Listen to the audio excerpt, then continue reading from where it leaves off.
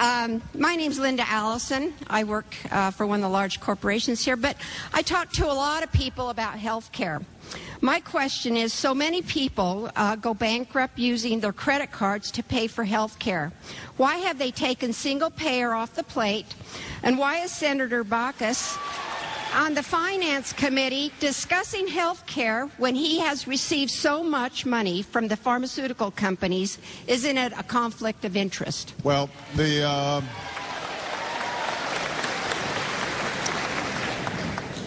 as you know, I campaigned vigorously on health care reform, and I think that we have a better chance of getting it done this year than we've had in decades.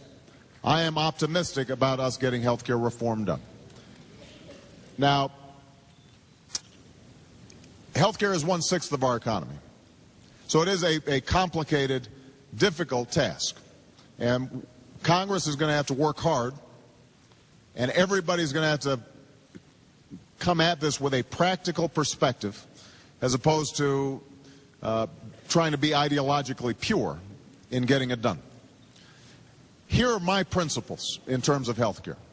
Number one, we've got to control costs across the system, because if we simply insured everybody under the current system, we couldn't afford it. We'd go broke.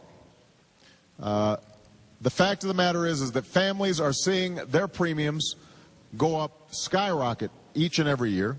Businesses are getting crushed by the rising costs of their employees' health care. And the federal government, Medicare and Medicaid, is going broke. That's the single biggest driver, by the way, of our deficits.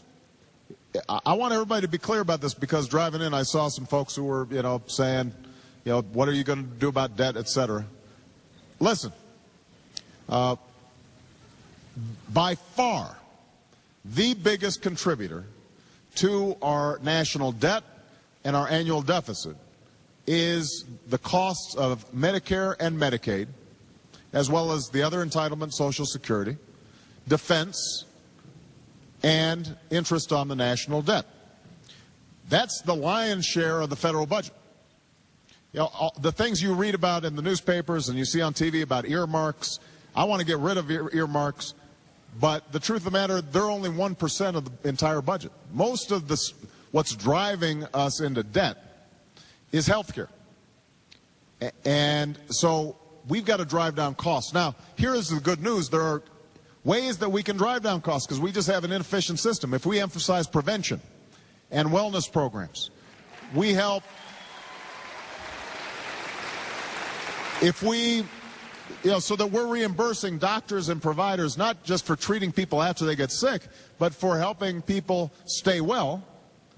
If we use medical technology to reduce error rates and ensure electronic medical billing, so when you go into the hospital you don't have 15, 20 forms that you have to fill out over and over and over again.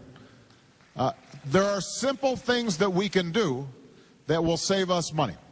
So we need to focus on costs. That's number one. Number two, I think that it is very important that we provide coverage for all people, because if everybody's got coverage, then they're not going to the emergency room for treatment.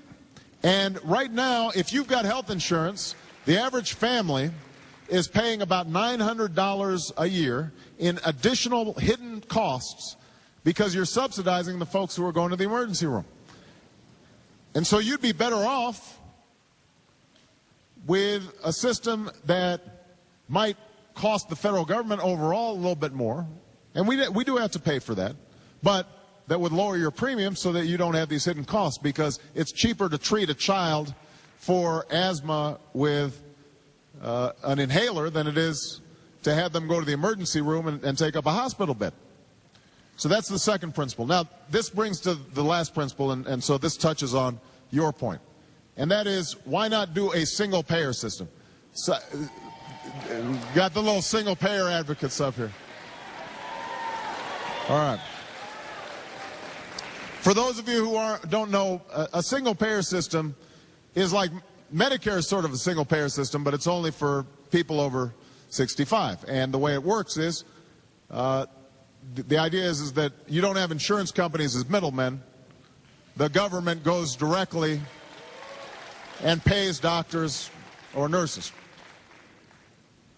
If I were starting a system from scratch, then I think that the idea of moving towards a single-payer system could very well make sense. That's the kind of system that you have in most industrialized countries around the world.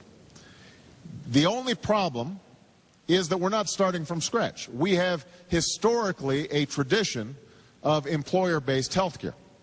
And although there are a lot of people who are not satisfied with their health care, the truth is that the vast majority of people currently get health care from their employers, and you've got this system that's already in place.